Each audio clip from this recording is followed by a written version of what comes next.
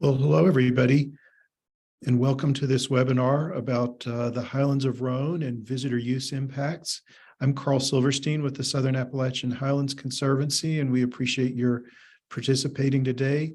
This is just a crucial topic as more and more people want to get outdoors for their health and well-being and visit the remarkable Highlands of Roan, which are so fragile, and so the visitor use impacts require us really to be proactive and thoughtful about how to try to keep the Roan intact so that future generations can enjoy it.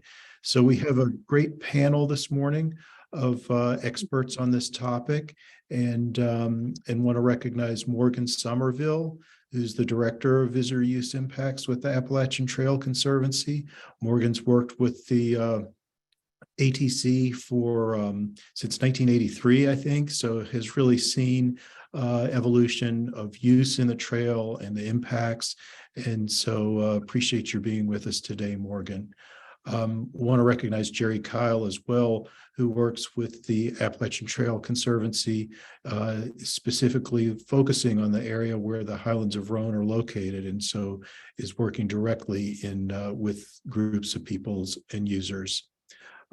Also, Marquette Crockett is SHC's Roan Stewardship Director and has worked with us since 2014 and is focused entirely in the Highlands of Roan and impacts there.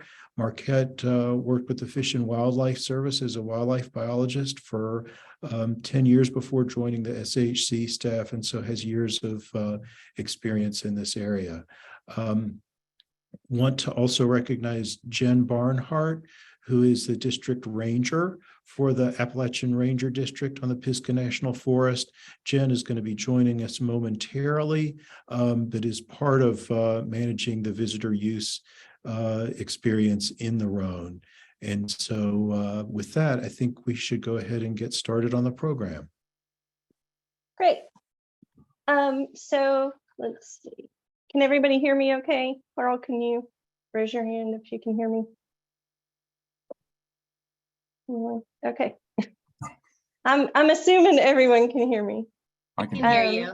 Okay, so first, just some really basic information that pretty much I would envision most people on this call already know. But when we talk about the Roan Highlands, we are talking about a massif of high elevation peaks and ridges that stretch along the boundary of North Carolina and Tennessee. We sort of use that definition above 4,500, 4,000 feet, but some of the peaks reach over 6,000 feet.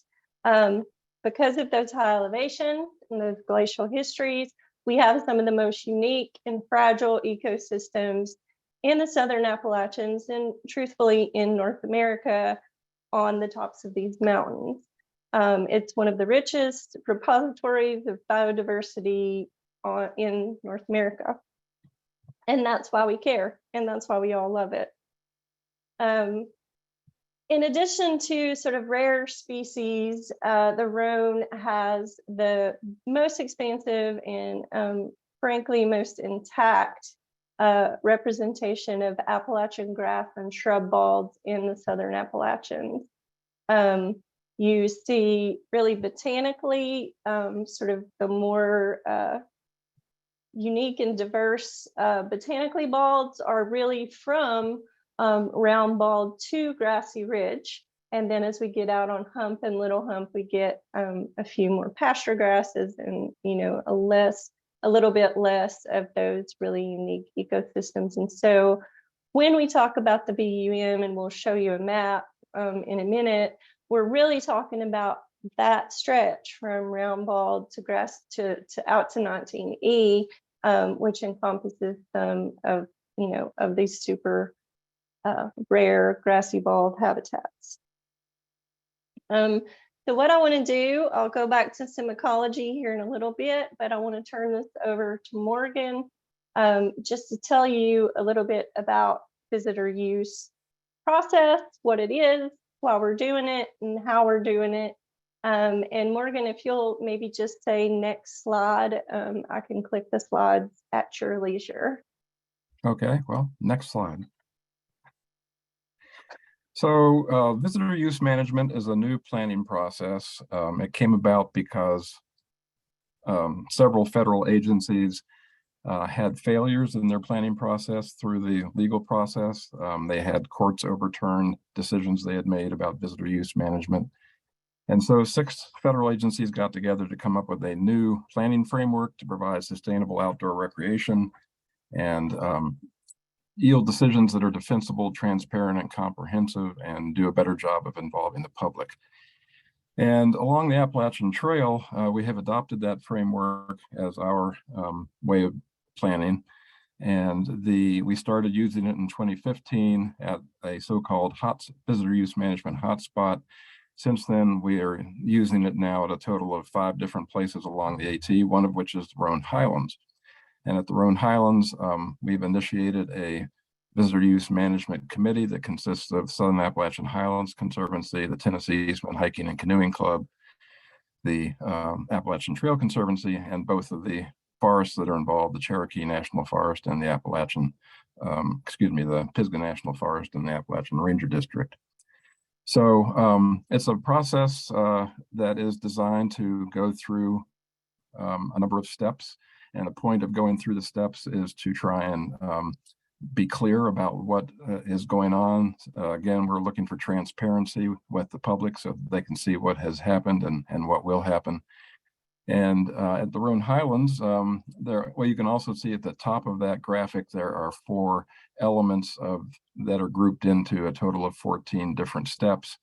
And on the Roan Highlands, we've essentially completed the first element, build the foundation, and are beginning to work on other steps.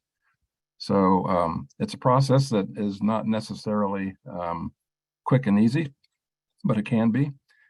In the Roan, we've got a purpose statement. As you can see here, develop and implement adaptive visitor use management that will help protect the Roan Highlands, focusing in particular on the areas along the AT that receive a lot of use. Next slide. And then this is the area covered. It is all of the Roan Highlands from Hughes Gap on the west to 19E on the east. So that's roughly 20 miles, as Marquette mentioned before. It's focused on the Appalachian Trail corridor, but includes the greater area as well. And this black line sort of outlines the area we're talking about. Next slide. Yep. Oh, and Morgan, I'll just add that black line that folks can see on the map is a half-mile buffer on that AT. Okay, thank you.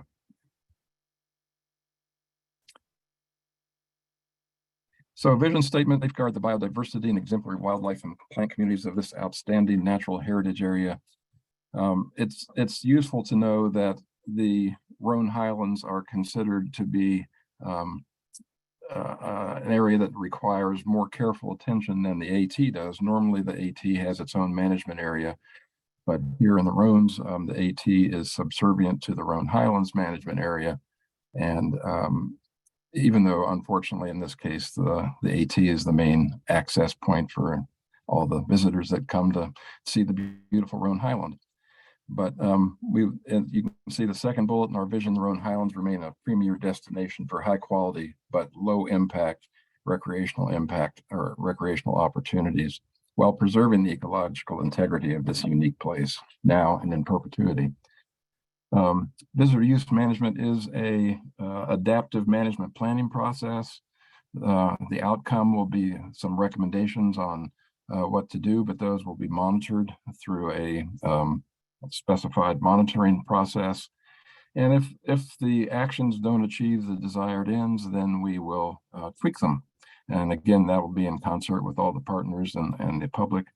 But the idea is to meet the mission and vision for this area that's set forth in the visitor use management plan and the forest plans and ATC documentation and also SAHC's vision for the area. Next slide. This is the mission, protecting the wildlife and rare plant habitats while minimizing detrimental impacts. That's a good summary of what visitor use management is generally about. it's a difficult balance to hit, but through this process, ideally we will hit it. So the Forest Service is the decision maker on the lands that they administer. And so we have to do this in concert with the U.S. Forest Service. And I'm pleased to say that they have been excellent partners as always.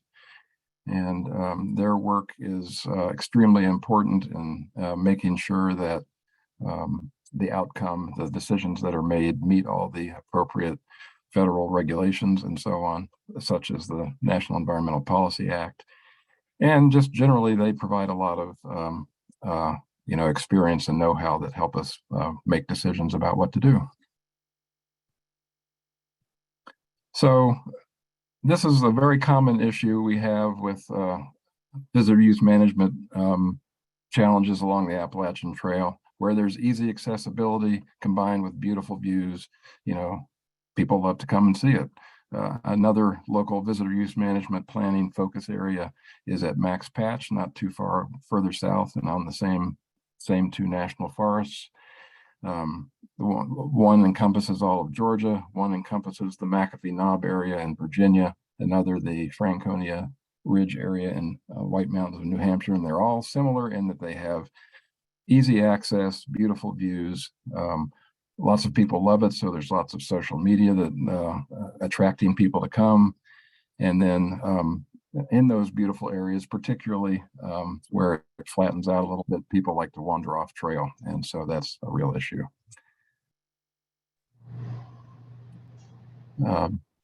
Jen,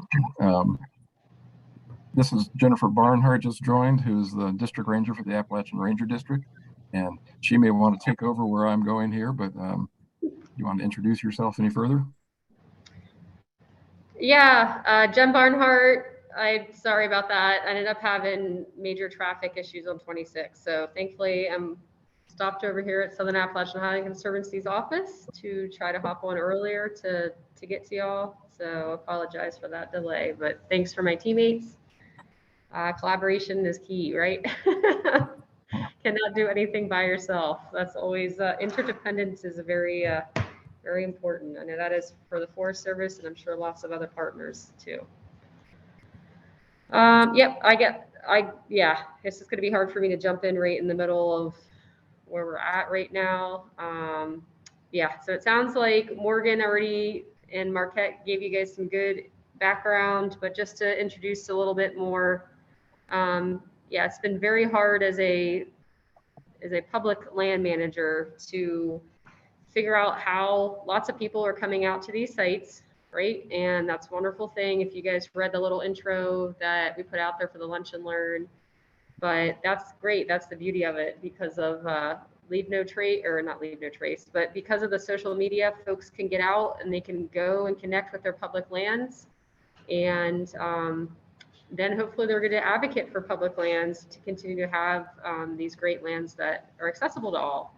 But in the end, you end up with some of these items. Earlier on the slides, I had two pictures where it showed obviously beautiful views, easy accessible views, and rhododendron. So the plants, flowers, very popular, easy to get to. So people, of course, just like anything else, can create some issues. Here we have the parking demand. Definitely that's some of the issue there is we have limited ability. The road there is managed by the Department of Transportation for the state of North Carolina. That's not a Forest Service managed road, at least the part right at Carver's Gap. And then we have limited areas where we can expand parking, also just because of the slope and elevation, and then also for ecological reasons. So that's definitely some of the big issues there. It can be safety issues. There's definitely interesting traffic YouTube videos of folks that are parking up there, have their cars slanted, just you name it. You wouldn't think it's happening, but how people are parking, it's pretty crazy. But and then the other part of it is that it's just a wonderful section of the Appalachian Trail. It's easy to park and access. Once you get up there for those amazing 360-degree views, it's just an experience that everyone wants to have, and it's become a really a key section for those that are trying to get a world-class backpacking experience. But doesn't mean people are actually listening to Leave No Trace, right? That's what we all hope folks would.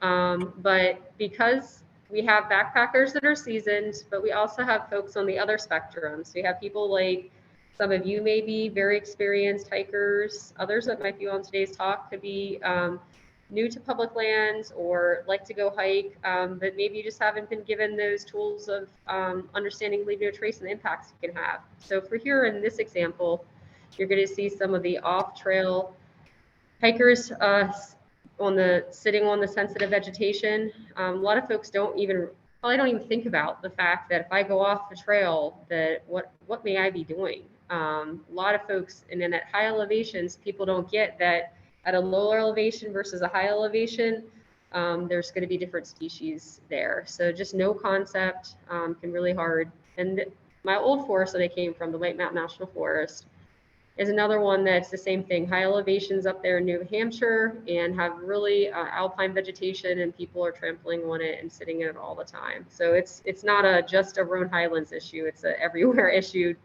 for people understanding. And then the social trails, as well as just an example, folks are trying to get to certain things, either to take a picture, trying to get to a plant like flaming azalea. I know folks will come after that, or for some reason they would spot the gray lily, and then other people follow, and then it just becomes the social trail. Jen, I'm going to interrupt you. Sorry. One thing we did not say in the beginning is we will answer questions. We love your questions. We're going to leave a little bit of time at the end. So if folks have questions as we go along, put those in the Q&A, and we'll answer them at the end. Sorry, go ahead.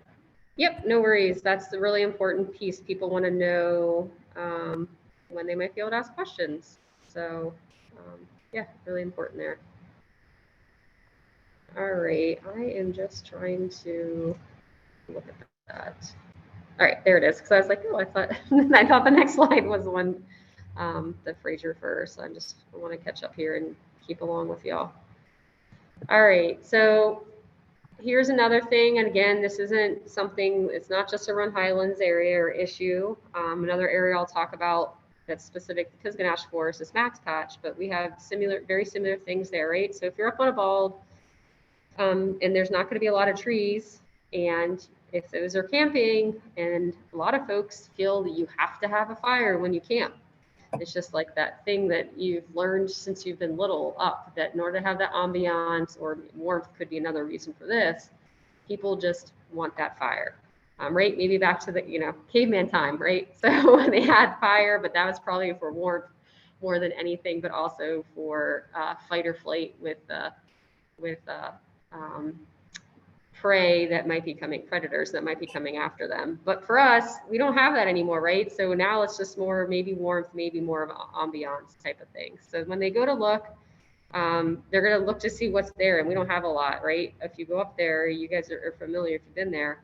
Here's examples of some Fraser fir trees that have been hacked away for firewood up at Round Bald. And so camping, that's an easy spot to hike up from the road up to Round Bald and camp and not have to do much effort to go out and do an overnight. And for some folks, that feels like they're in the wilderness, even though they're just not too far from the road.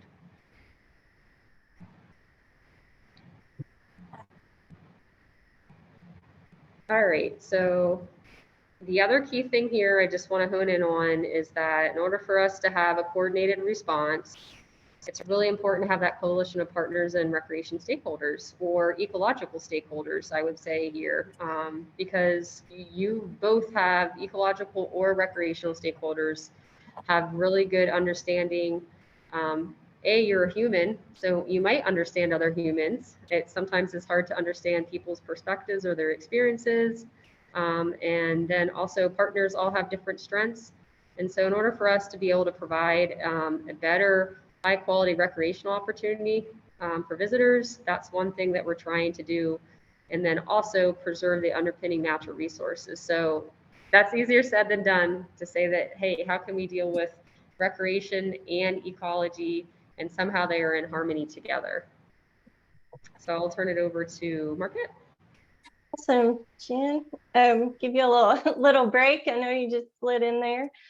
So I'm just going to talk really briefly, and I will blow through some of these slides. So again, if you have questions, but we want to emphasize the reason we care. And a lot of that has to do with threats to ecosystems and to species that we found on the Roan.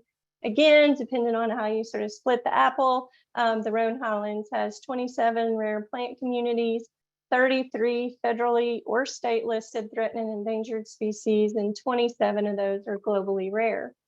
In addition to having rare species, particularly the grassy balds themselves are rare. And there's some discussion within the U.S. Forest Service that the balds occupy about 25% of their historic extent. I know a lot of you hardcore balds people, we could talk all day just about that sentence, but we need to sort of move along. So let's just say that they're incredibly threatened. And my slides are, there we go. And so just a visual of this black line is the Appalachian Trail. These green dots and purple triangles are rare species, and you can see here on the Roan just the absolute density of rare species that we find on the Roan. Threats to those species, we'll talk a little bit about what they are and then how they're threatened. So there's 4 federally listed plants and 2 animals up there. These plants and animals, and this is important, are protected by both the Endangered Species Act and the National Forest Management Act. And those acts mandate that land managers take actions to preserve those species on Forest Service lands. Some of the federally listed plants, and I'm sure you guys know and love these, there's Roan Mountain Bluet, there's GM radiatum, there's Blue Ridge Goldenrod, rock gnome lichen, technically not a plant, but and some of the populations of these plants are really important. Just to highlight that, Fish and Wildlife Service tells us that potential recovery success for Roan Mountain Bluet is really highest on Roan Mountain. So this specific population of this plant is really important. What are threats to those plants? Obviously, they're frequently trampled by people who are going off trail, people who are making campfires, people who are pitching a tent. And some of those threats to plants can be indirect as well. People with the soil removal, people bringing in hiking boots from all over the country, there's a real risk of invasive species, and those then further degrade the ecosystem, outcompete the natives. We know all these things. In addition to the plants, the Roan provides habitat for 2 animals, the Carolina northern flying squirrel and the spruce fir moss spider. So we'll look at both of those, but both of those obviously are limited to a few really high elevation mountain ranges in the southern Appalachians, which include the Roan. First, just to note, the spruce fir moss spider is the world's smallest tarantula, which makes it incredible in my book. It's limited to elevations at or above 5,400 feet. And so places like Roan Mountain, Grandfather are really the last strongholds of this spider. It's been impacted a lot by the loss of mature Fraser fir, which impacts the moss mats that the spider lives in. But it also has some social impacts. So there's only 6 populations of this spider left in the world. And the moss mats they live in are really easily trampled and destroyed by social trails. We actually did get an email from U.S. Fish and Wildlife Service that they have seen these impacts on the Roan. Boulder climbing, scrambling over, you rip off the moss mat, you've, killed a spruce fir moss spider. And so, impacts like this, because these habitats are so small and so fragile, mitigating these impacts it's just huge. It's what we all need to be doing as conservationists. A little more cute, a little less sensitive, the Carolina flying squirrel is restricted to the spruce fir. And so you think, well, what in the world kind of impacts would that be? So when people cut down dead snags, when people cut Fraser fir or spruce for firewood, when people build a fire and destroy the the moss and liverwort layer that's on the bottom of those spruce fir forests where the squirrel feeds, then they're impacting the species. Because this little guy actually eats truffles and insects and things that are really specific to those habitats. And obviously, without, not even need to mention, climate change is a huge impact to both spruce fir and grassy balds. This is just a little range map, and just again to highlight the importance of the Roan. It's one of the few geographic recovery areas for the North Carolina northern flying squirrel. Moving from species into some issues that we see pretty regularly. We see illegal firewood. You all saw those trees that were planted by D.M. Brown in a sort of historic experiment, and they're just becoming lollipops. We see people bring in their own firewood, which is a major way to transport pests like emerald ash borer and things like that. And then what we really just see more than anything is just a lack of leave no trace or LNT principles on the Roan. And if you have not heard of those, just Google it. There's a great web page and you can learn more about leave no trace. So here's those trees I was just telling you about. And you can see, even I've been on the Roan for a long time, even 20 years ago in grad school, and the branches just keep creeping up. And that whole area has just been trampled and is bare soil, and you can see the social trail that goes over. So if a person who just, walk through their yard with Japanese stiltgrass and bring those seeds into this bare soil, that could be a real risk for that habitat. Fire rings are huge. These, I won't spend a ton of time talking about it, but it's different up there than building the fire in your yard, because what happens is because of those deep, heat, grassy, rich soil layers, the fire actually burns down through those until it hits mineral soil.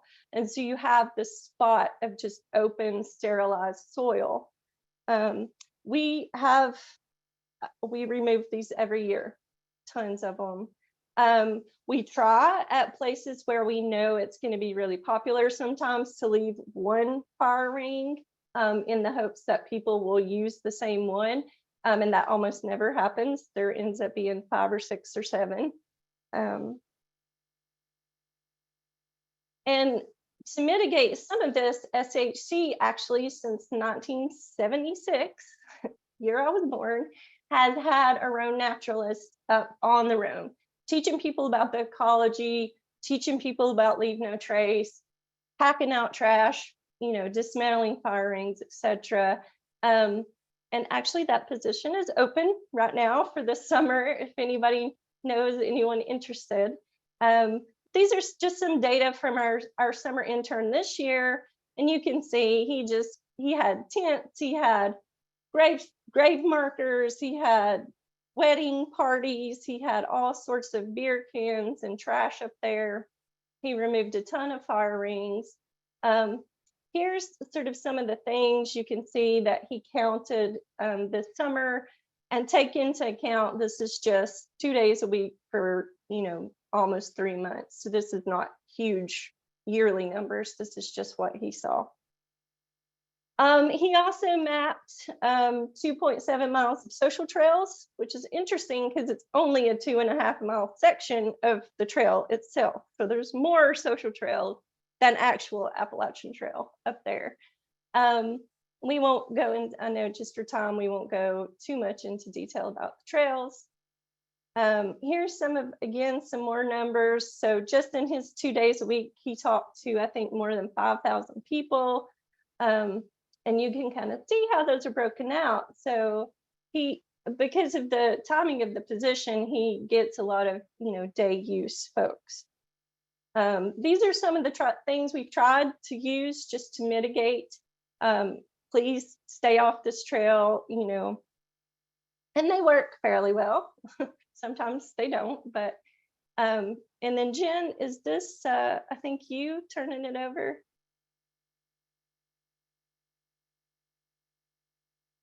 Yep. Thank you, Marquette.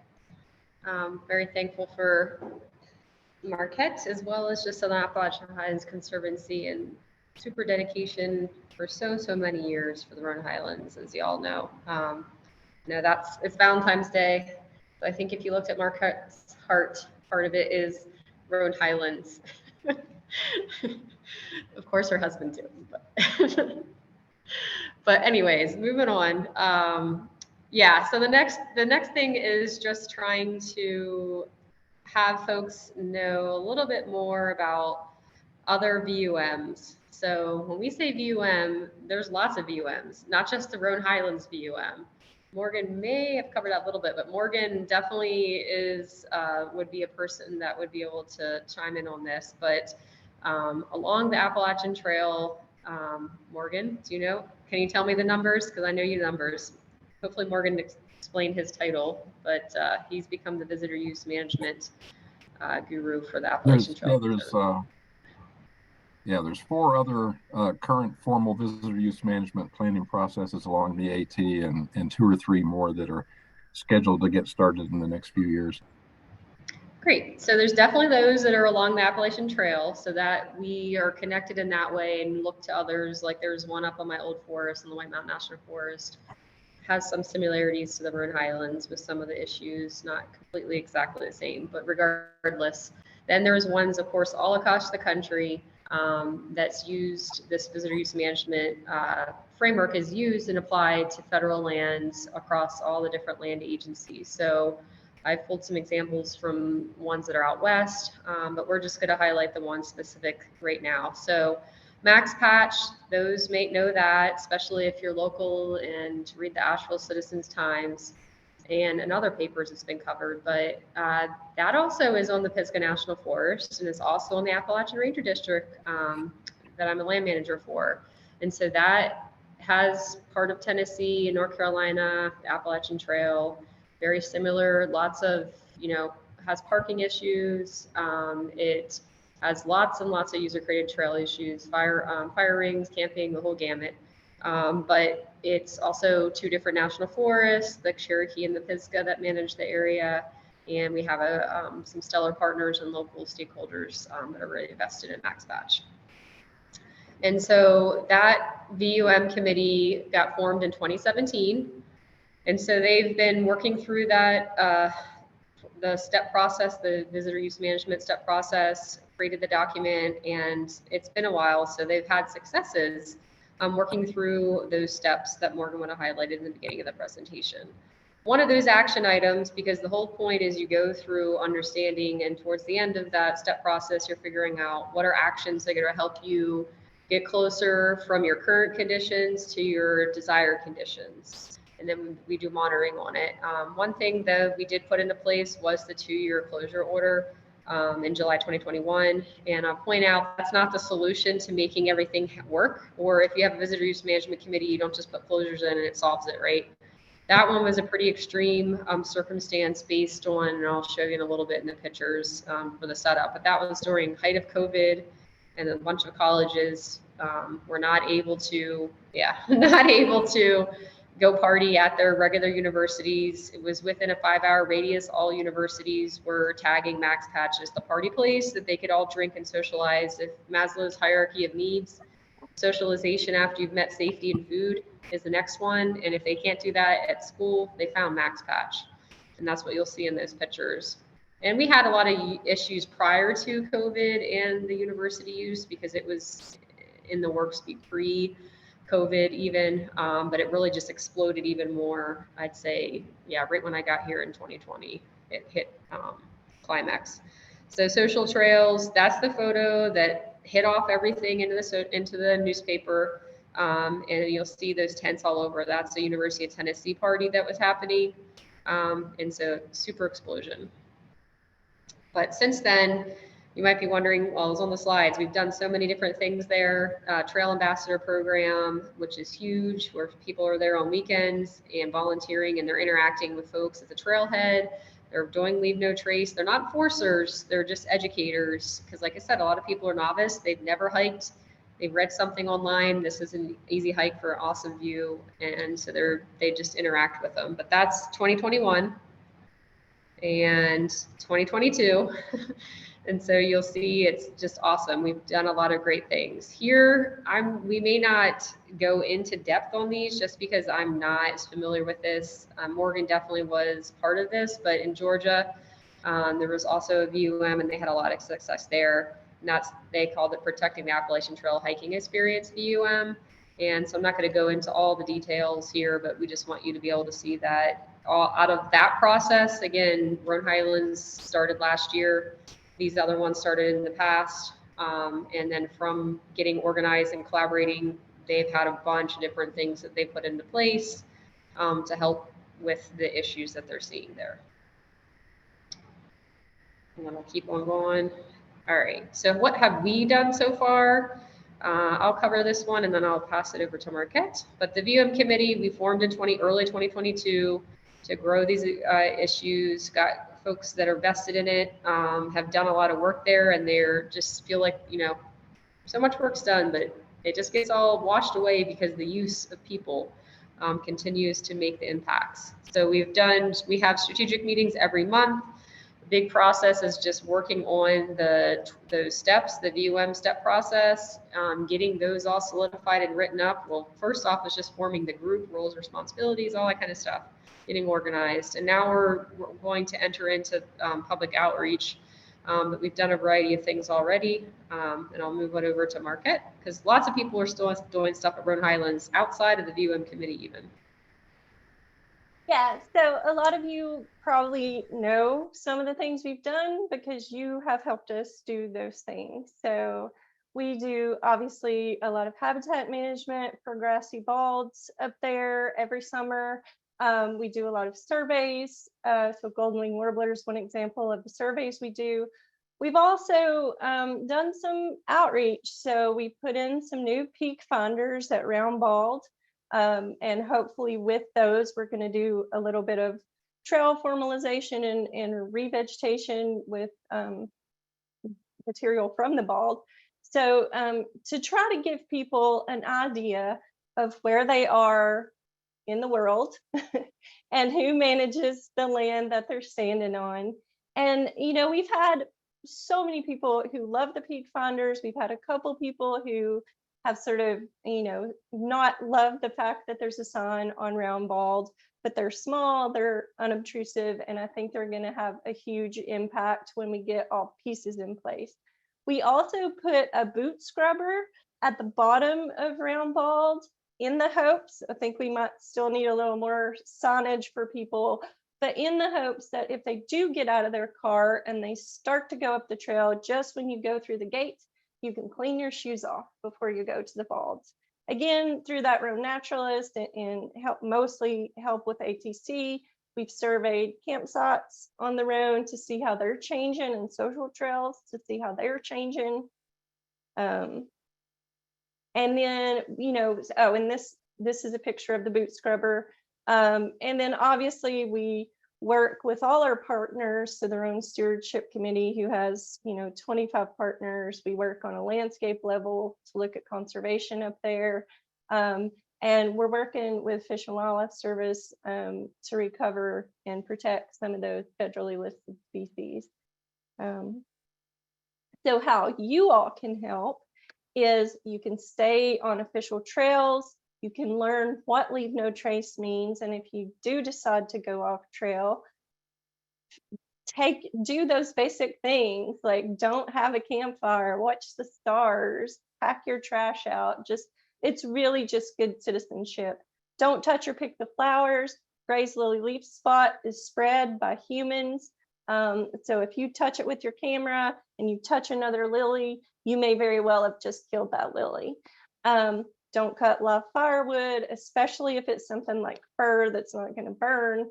Only camp in areas that have been designated, and that will be something that I think the VUM works on in the future, is having some spots.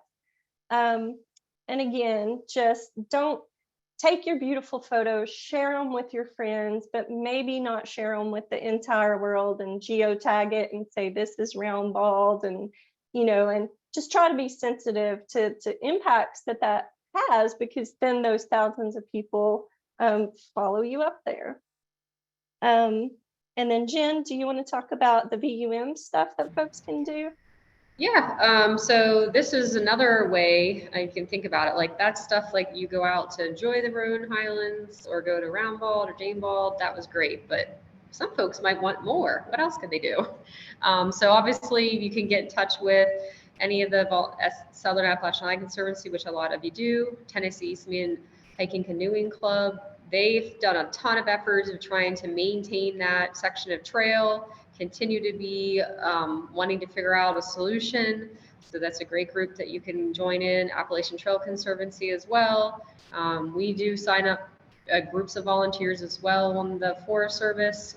Typically they've been under either Tennessee Eastman or SAHC, though out at Roan Highlands area. But the big one here, we're hoping that folks will have interest, nominating yourself to serve on the Roan Highlands VUM committee as a local community member. So if you're local, specifically to that Roan Mountain, Tennessee area, surrounding area, or the surrounding area around Bakersville and up to Roan Highlands, we are going to have 2 open houses, one in Tennessee and one over in North Carolina, specifically Bakersville and over at Roan Mountain State Park on these dates. And this is where folks can get information. They can nominate themselves and submit that, and then the visitor use committee as a whole will look at that and figure out our selectees for those. So what would that entail?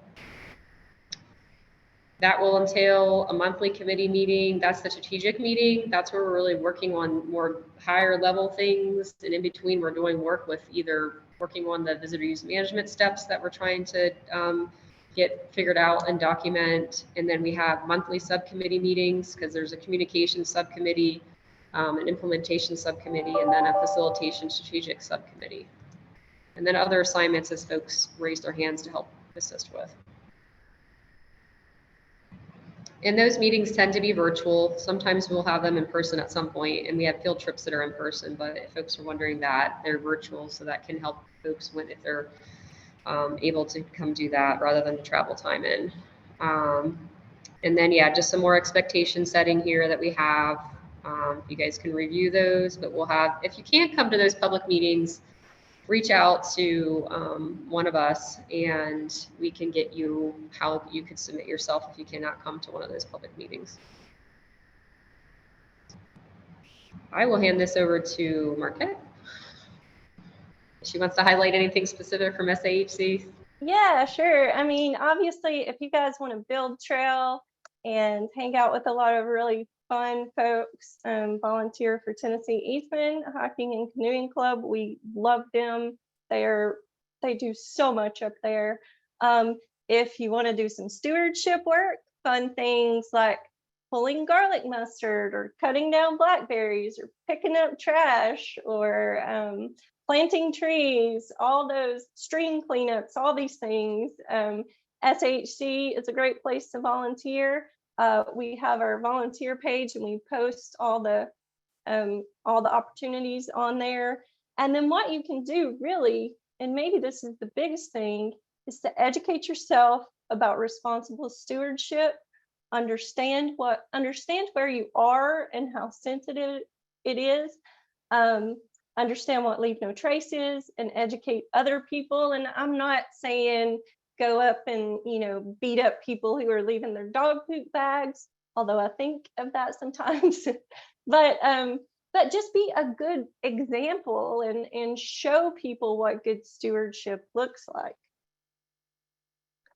And then I just want to say, and I know Jen does as well, that we are so grateful to all our partners in the VUM and really to everybody who has attended this webinar, because this is how we're going to have success. The fact that there are so many people on this call who love and appreciate the Roan, even though all our ideas might not be the same, this is how we're going to have conservation success moving forward. So Jen, I don't know if you want to say anything, but I think we have maybe 10 minutes or so that we could grab some questions. Yeah, I mean, I'll just highlight a super thank you, everyone. It melts my heart that so many folks care about the Roan Highlands, that there's so many dedicated partners. Land managers aren't that lucky always in other geographical areas. So just thank you everyone that attended and those that continue to be the rock for Roan Highlands, and anyone that's interested in helping us with that, we'd be super appreciative of it. But yeah, questions, definitely.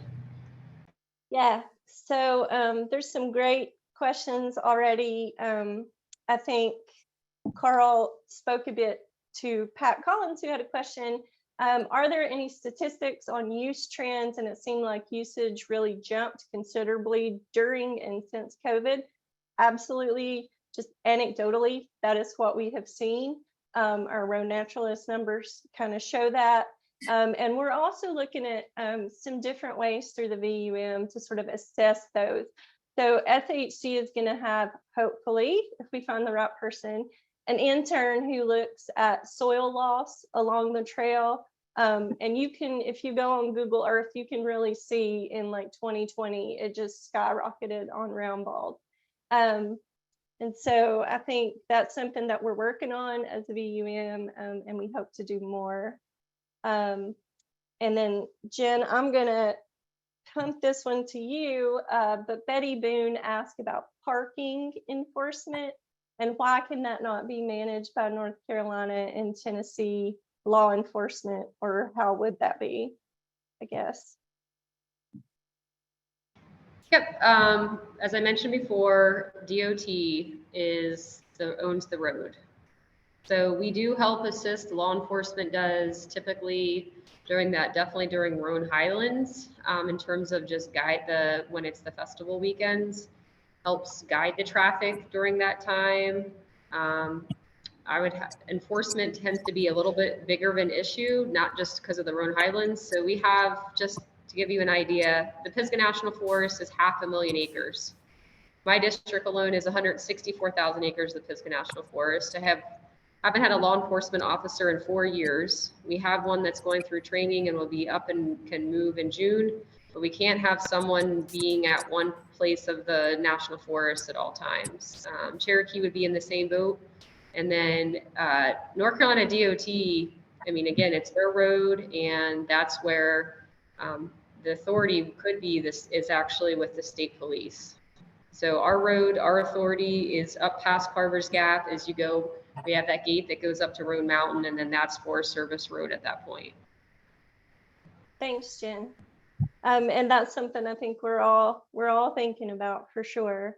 There's a really interesting question from Laura Kimberly, and maybe I'll take this one, about geotagging and what suggestions do we have for people who contribute to iNaturalist, obscure it, or just don't do it, and is citizen science like that useful to our process? And that's a really interesting question, because my answer is it really depends on the place. And very frankly, there's a huge botanical knowledge on the balds. There's, a huge sort of faunal knowledge of the balds. And so for us, if you geotag, for example, a grazed lily, that is much more harmful than just to obscure it or not to do it. We all kind of know they're there. Now, if you're, for instance, on some of, other sort of lower elevation, less sensitive habitats, for example, down in Roan Mountain State Park or Hampton Creek Cove, and you find a cool species and you want to geotag it, that may actually be useful because we know a lot less about those places. So the suggestion is really place-based, but I would say in this particular VUM, the less we can have online, the better it's going to be for the balds. So, and if you do, sorry, rambling, but if you do find a really rare species and you want to report it, definitely, send the Forest Service a note, send myself a note, we'll get it to the right people. So we'll make sure that it gets reported in a safe way. And then we still have a few more minutes, Jen, so maybe I'll throw you another one, since this is part of the forest plan. But the idea of having designated campsites is a good one. could be hard to enforce, but at least it would encourage some people to stay in certain places and not spread out all over the balds. So Yeah, so the Nantahala and Pisgah National Forest plan, if I would have been here earlier when I was going to mention that in the beginning, it may have gotten mentioned, but in that plan specifically, we have management areas laid out, sort of like if you're used to like a county plan where they might have zoning, certain areas like, you know, residential versus commercial. But in the forest, we have management areas. So there is a specific one, just Roan Highlands management area. So that's pretty special that one area geographically has its own management area. If you look at the rest, we have them something called matrix versus interface, you know, those are all across there. But in there, it does talk about designating campsites. So once that plan's signed, which should be any day now, once it's signed, then we can start, we have our ability to be able to start working on implementing things that are in the plan. Yep. I'm also seeing lots of other good ideas with the questions. yeah, I somehow skipped George Shula's question about climate change. I'll just say we absolutely agree with you that climate change is going to be an issue up there. We could do a whole other presentation on that. Maybe we will sometime. And so in the face of this huge threat, we focus on what we can. So we're really focusing on what we can change, what we can impact, what we can do. And a healthy bald ecosystem is going to be more resilient than one that has social trails all over it and is rife with invasive species, right? So that's what we're doing. And obviously would love to talk to you more about that. I'm looking, Jen, can you see these questions? If you want to just. Yeah, I can. I'm scrolling through. So yeah, we had the campsites one. I saw some other suggestions on who else may want to help. So we definitely want to, we're gonna get these questions and comments written down, and we'll put them towards our BUM committee to try to make sure we're thinking about these.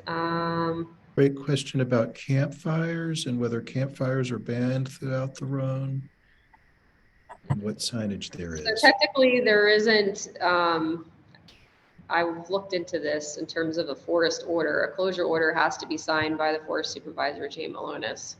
So technically, I don't think that there isn't one on the books. Not to say that won't be something that could be put into our action items as we work through that visitor use management committee, but that's its own process, all in with its own with federal government. But yeah, that's we would have had that included as part of the max patch ones that we did. But yeah, that is something that we'll be thinking of for sure. I saw dog poop stations, as other ones, ticketing or tow people parked illegally. Yeah, the sheriff's office, it would be, I think the state police. I don't think the sheriff's office would, but yeah, they could ticket, but gotta have someone that's wants to get their people up there, because again, they have priorities in a bunch of other areas too.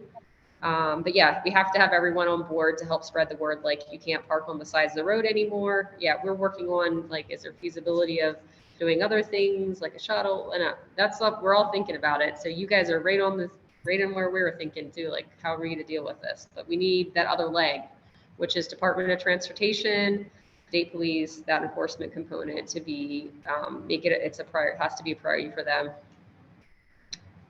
Yeah, and I'll just say I agree with that, Jen. And also, I think that's why one of, like these sort of efforts are so important, because maybe they'll listen more to local folks and the local community than they might listen to Jen and I if we call them up. So that's what's going to make this so important, is truly that community effort. Looks like we've been through most of the questions. But I'll just turn it over to Carl maybe to sort of wind things up. But again, just thank you to everyone who attended, and we appreciate it so much. Thank you, Marquette, and thanks so much, Jen and Morgan and Jerry, for being part of this. And it really is a topic that's going to continue to be relevant. And I predict that we'll be doing this lunch and learn again next year. We We did it a couple of years ago when we were beginning to work in earnest on this, and I think we're making progress, and will continue to be coming up with new ideas to innovate. Thank you, everybody who's joined the webinar, and several have asked if it'll be available to watch afterwards, and we will post it on the organization's YouTube channel. That usually takes us a day or so, but we'll have it up there.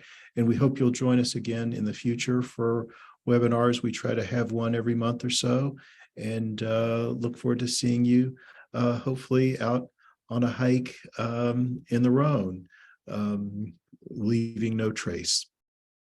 So we appreciate you all. Thanks so much. Bye-bye.